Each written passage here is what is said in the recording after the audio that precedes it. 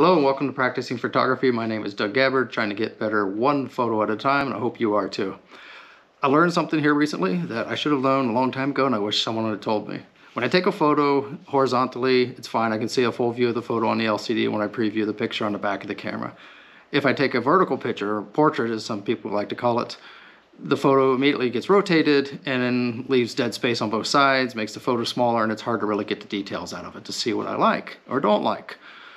So let me show you what I mean. Take a picture of my guitar.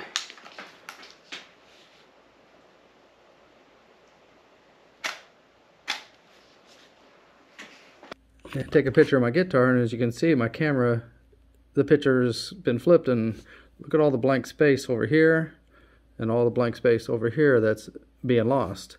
I want the photo to rotate, but it doesn't.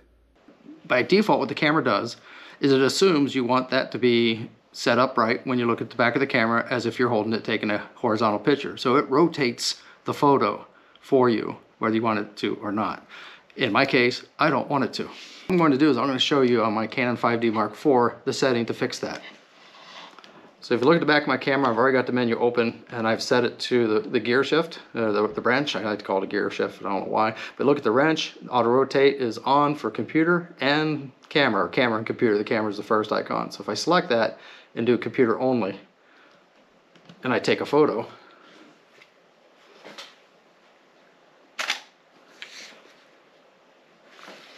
when I view that,